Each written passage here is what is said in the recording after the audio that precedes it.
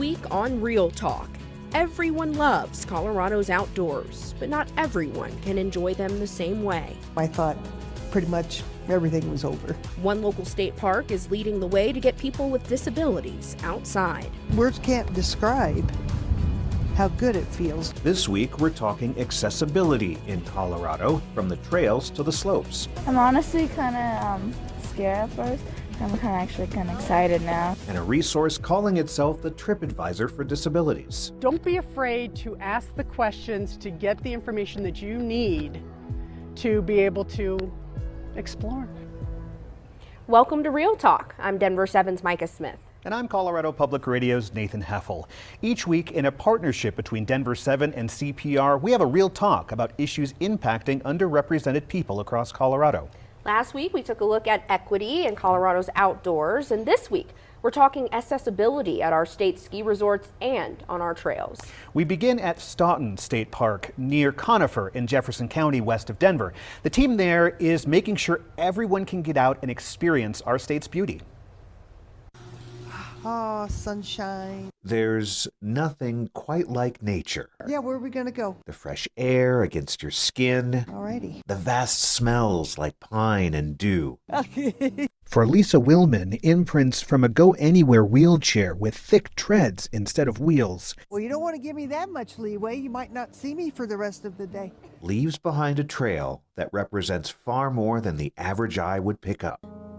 In September of 2014, I had a motorcycle accident and became what they call an incomplete quad. Lisa and her husband moved to Colorado to be outside. At that time, I thought pretty much everything was over. It was horrible. I specifically remember watching somebody walk their dog across the street, and it just tore me up. I'm like, I'm not even ever going to be able to do anything like that. She thinks back to her volunteer position at Stoughton State Park in Jefferson County, one she's had for nearly a decade. At a volunteer meeting we had here about 2 weeks before my accident, Ted had brought the track chair up and had it at the volunteer meeting because he wanted people to see it and what it was. You know, unbeknownst to me, within months, I'd be using it. Now, all these years later, God, what a beautiful, look at that blue sky. Strapped into her solid black track chair with a joystick to steer and storage for her backpack, her humor on display and a smile on her face. I want to do this thing in the snow so bad. She's like a kid in a candy store on the trails. Words can't describe how good it feels. Unlike other wheelchairs, all-terrain powered track chairs can conquer different obstacles. Think of them as four-wheel drive wheelchairs. Its tank-esque tracks allow the person using it to traverse rocks, creeks, tall grass, uphill climbs, and even sand. I love going over the bumps and the rocks. We're not on our time schedule. We work together with them to say, how long do you want to be out here? We can take over and operate the chair if someone gets fatigued or wants to tilt the chair back and take in the scenery. Kristen Waltz, the program director at Stoughton State Park, says her park has paved the way for Colorado. Similar programs are in South Dakota, Georgia, Michigan, and Minnesota, and Kristen says more are bound to pop up. To be able to support other parks, I think right now I have 3 emails in my inbox of parks who have reached out. We're ready to really take it nationwide and support other programs as they get started. Track chairs can change people's lives. Oh, definitely. They're also giving them hope and a reason to travel just for these opportunities. We probably get close to 100 reservations on day one and fill up for a lot of the summer, but we are always working to get people in midweek if they're coming from out of state. Lisa's the first to tell you, being in this track chair, experiencing the sights and sounds of nature, Am I going too fast? creates independence many people crave and deserve. Don't accomplish anything if you let the fear keep you from doing it. Micah, these track chairs are simply amazing. They open up the entire essentially outdoor world to people that typically would have to maybe stay on a path or something that's a little bit more stable, but these chairs are amazing. And I love to see her excitement and just that rebirth of saying, I can be out in the outdoors, I can still take these trails. Very, very Totally. cool. Well, we want to continue this talk about accessibility on Colorado trails. Stoughton State Park Manager Zach Taylor joins us now. Zach, thank you so much for taking time to be with us. It's a pleasure to be here. Thanks for having me. So this track chair program is really a model for other parks across the country. For those that have never used one before, what's their first impression? A lot of people are surprised. You know, they come either in a wheelchair, they come with some sort of a disability that doesn't allow them to normally hike on a trail. And so for them to see a motorized wheelchair with these tank-like treads, you can just see the enthusiasm and the excitement of them being able to get out on the trails, away from the concrete jungle, away from the people, to be out in nature again. Their faces usually light up with enjoyment. So we saw kind of the experience, but what have you experienced in terms of when people sit in that chair and when they're like, okay, I can go left, I can go right, I can go up, I can go down, I can go essentially anywhere? It's a freedom. You know, it really is that ability for them to forget the issues they may be dealing with or their past, and they can then experience something that they either had a chance to before or they've never had to experience again. And so yeah, that once they sit down in that chair, the comfort that the chair provides, the ability for it to tilt and lean, the comfort, you know, of the padding, etc. And then, like I said, a lot of them actually enjoy hitting all the bumps and hitting the rocks and going over those, because again, they're used to the wheelchair on the floor or on the concrete, and this is that chance for them to go out and experience it. And so it's been tremendous. A lot of the times, actually, one of the things that I really enjoy is seeing those folks come back in the rainstorm. And there again, they haven't been out in the storm before or after their accident or due to their condition, and they're smiling and they're soaking wet, but they're having the time of their life because they are out there experiencing it. That is amazing. So this has the capability of going on different terrain, different trails. What kind of elevation gains are we talking as well? Sure. So the main trailhead there at Staunton starts at about 8,400 feet in elevation. The higher points are about 9,500, but the chair itself has a long range, and so most of the trails that we send folks out on are about 3 to 4 miles. These things can go for about 6 hours on a full charge, depending on the user and how aggressive they are, obviously trying to drive it. But these things can go just about anywhere. When we first started looking at them, you know, they had a grade of about 25%. So if you look at, you know, your normal sidewalk at 0, these things are going up a fairly steep terrain. So they can go just about anywhere. We have about 9 to 10 miles of trails that they can access within Staunton on different loops in different areas. There are actually a couple other programs at Bar Lake now has one, so there's some trails that surround that reservoir, as well as out near Ridgeway, which again is kind of on the western slope of Colorado, but has that steeper terrain and different styles of trails for these folks to go on.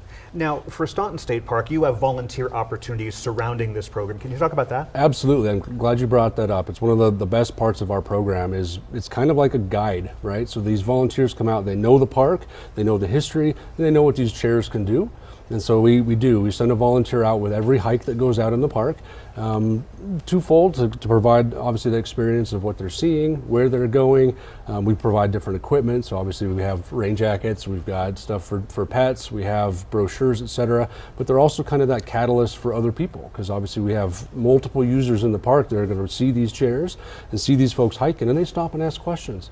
Well, the hiker wants to go out and enjoy the experience of a hike and not stop and talk to folks. So our volunteers do that. And so they take that pressure off of the folks that are hiking in the park and allow them to go experience it. Many of our volunteers support not only this program, but many other activities. So the chairs themselves can go out to our fishing ponds.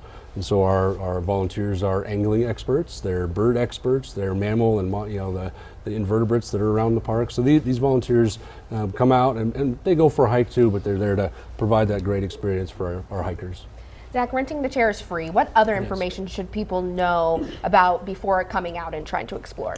So the hardest part about that is just getting to the park. So one of the things that we've noticed, again, we talk about accessibility, but the travel up to 85, obviously coming to a state park and then experiencing a trail for the first time if you haven't, or getting back on a trail is definitely the most difficult part. But in all reality, the program is extremely simple. We actually have equipment to transfer folks from either their vehicle to their chair, and then obviously their chair to our track chairs.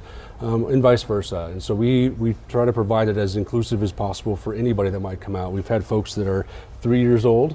They've operated the chairs better than most because they're used to the video games. But we've also had the folks that are in their 90s, or even a 102-year-old came out and operated the chair and was able to go out and experience the park where he may not have before. So the most difficult thing is really just getting there. And a lot of our folks either need a caregiver or some sort of a transportation. That's been one of the things that we're trying to work on and work towards, is how can we provide the resource to go get these folks and bring them out and have that experience. Incredible. I love hearing about the program. Unfortunately, we have to wrap up this real talk, but Zach Taylor with Staunton State Park, thank you so much for being with us. It's my pleasure. Thanks for having me. Our Real Talk on outdoor accessibility takes us to Breckenridge next. That's right. There was excitement on the slopes as kids with disabilities experienced adaptive skiing. And that's just one of many adaptive sports kids with disabilities in Colorado can play. Stay with us. This is Real Talk.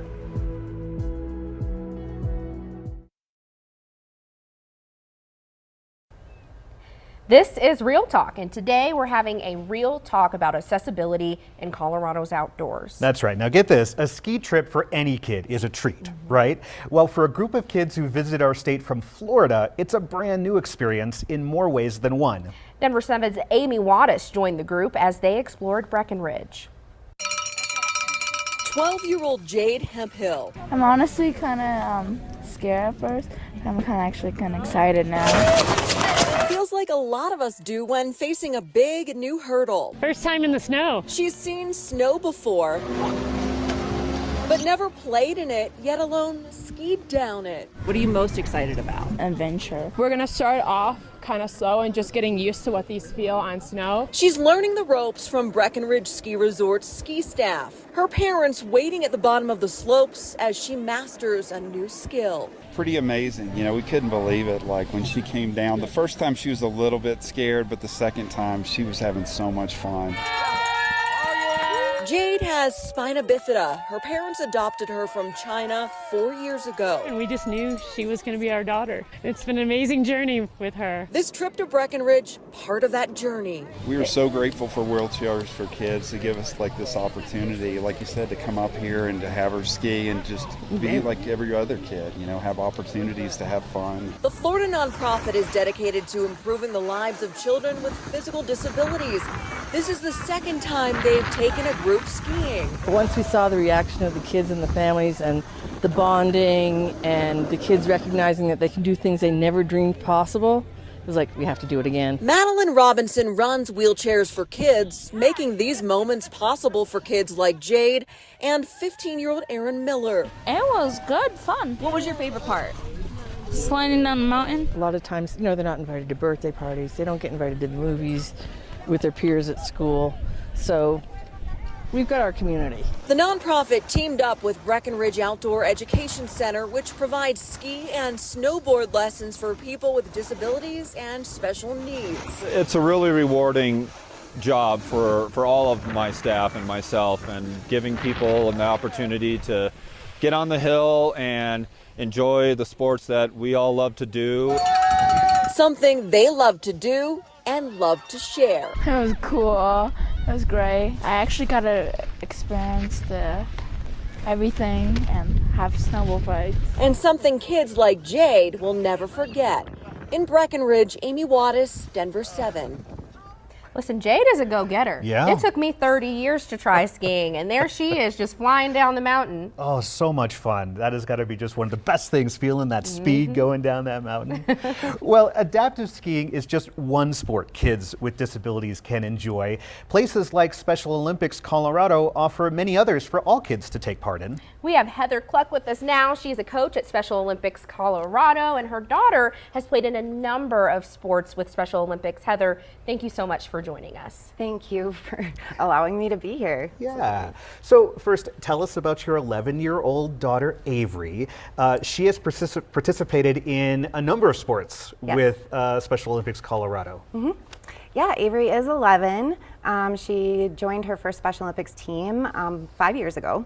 And it was an adaptive cycling team, which was very neat. She had never ridden a bike before because she didn't understand, you know, how to pedal and how to keep her arms, you know, put in the right direction for turning and things like that.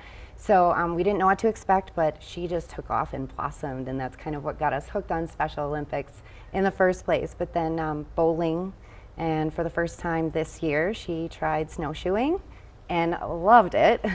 And then she just started swim season. So tell me about some of the adaptive bicycling. Yeah. What does that entail? So there are different options available for bikes. Most of them are tricycles so that the athletes don't have to balance.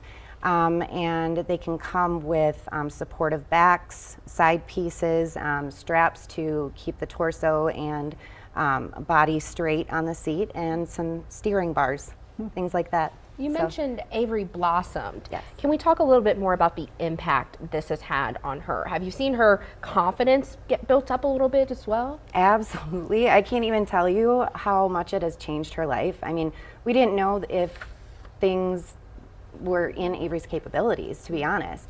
And to see her gain stamina, endurance, strength, pride, that was a huge one, confidence, a feeling of camaraderie, being surrounded by her peers. It's just all priceless. Can you let our viewers and listeners know what Avery's experiencing that makes her a part of Special Olympics? So she was born with a rare genetic condition called Accardi syndrome. She wasn't diagnosed right away, so we had a lot of like what ifs throughout her younger years. But she has multiple brain malformations, eye malformations, and very difficult to control seizures that typically happen every day.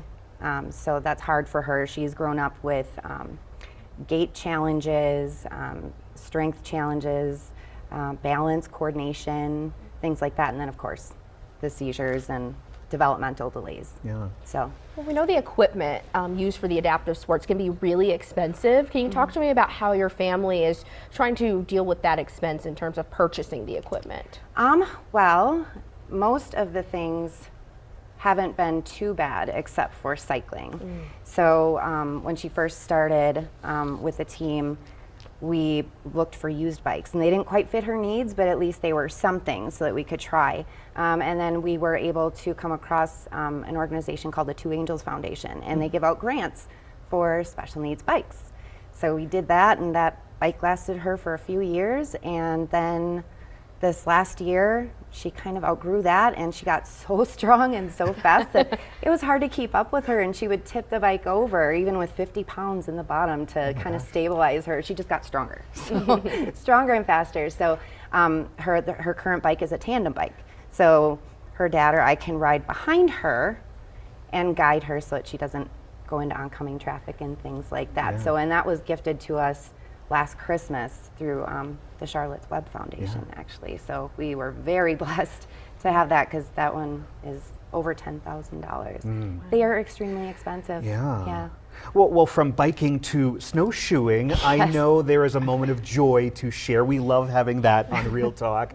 Ava received a unique award during a snowshoeing race. Tell us about that. Oh, only my kid, I swear. She will only do what she wants to do. So that's something that's beautiful to see, you know, her compete in Special Olympics. Like, she would not do it if she didn't want to. So we were at regional competition, and she was about 2 feet away from the finish line, and she pulled out a little yogurt-covered pretzel, stopped, and ate it. Right at the finish line? Before she finished the race. Okay, Avery, that's my girl. Yep, so her award at the end of the season was the finish line snacker. So, wow, that is incredible. Well, I want to thank you so much again for being with us here today. Real quick, we only have a few seconds left. Yeah. If we want to find out more about Special Olympics fundraisers, things like that, where can we go? First, for general information, go to specialolympicsco.org. And then we do have some fundraiser polar plunge going on right now. So it's the same web address /polar plunge. And there's opportunities to volunteer, to donate, to become a coach, to become an athlete and a participant, all kinds of opportunities. All right, well, thank you so much, Heather. Tell Avery we said hey, and we I will. understand the need for a snack. I will, absolutely. Well, dubbed as the trip advisor for people with disabilities, a Colorado mom created the resource she couldn't find anywhere else. We introduce you to Explorist, which is helping families find inclusive spaces across our state. This is Real Talk.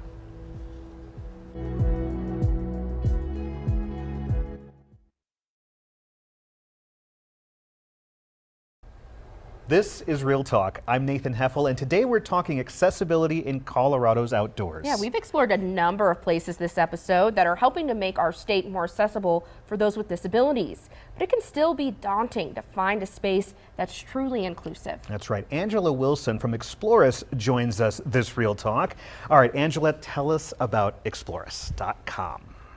Explorist.com is the DE&I travel website that provides the details that people with all levels of disabilities, all different types as well, audio, visual, mobility, cognitive, can find those answers to those granular questions that we require so that we can narrow down the appropriate opportunities. Is there a ramp here, or is there Braille? That type of Correct. thing? I see. Correct. Those really granular, because families like mine usually just had to call or email, and why have everybody do it?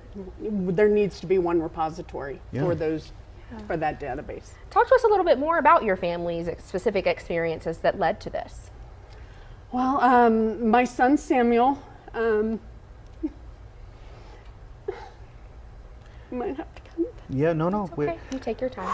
So before we started taping, you did mention that Sam passed about 3. He did die on March 17th. Yeah. 12 days before his 14th birthday. Wow. So yes, my son had intellectual and physical disabilities and it was a gradual progression. So we really were able to kind of go with the flow. It wasn't an immediate, oh my God, we have to make a left-hand turn. Yeah. But it was the impetus for Explorers, because it takes 2 to 3 times as long minimum to try and find those granular details that you require, because they're not aggregated in one place. A lot of times they're wrong, or just people think something is, the word accessible can mean so many different things. So if you have an audio disability, does a ramp really help you? Right. Or if you have a walker, will ASL translation help? So having a comprehensive database of those granular details really helped us be able to provide those details to the tens of thousands, almost 100,000 website visitors a month we've had over the past 18 months. And how many places do you have listed on your site? Does it cover the entire state of Colorado? Predominantly, right now it's Denver Metro. Mm-hmm. There's a little over 500 that this is not just outdoor stuff, but museums and anything you can think of, tours and so trails. Could businesses obviously talk to you and be like, hey, we want to know if this is a place that we can list because we have these accessibility options? Correct. They can come to you. Absolutely. We do have the questions that can be answered that can guide you through those granular details. Because, accessible, it just means too many different things. Well, Angela, we just want to say we can feel your love for your son, for Sam. Thank you so much for sharing with us. Also, we talked about the power of a pissed off mom. Yes. Look at what it's doing. Explorers.com. Very, very cool. And that is this week's episode of Real Talk. Every week, we'll be having a real talk on issues that impact Coloradans who are often overlooked. You can find all of our shows at denver7.com/realtalk or online at cpr.org/realtalk. Have a great day.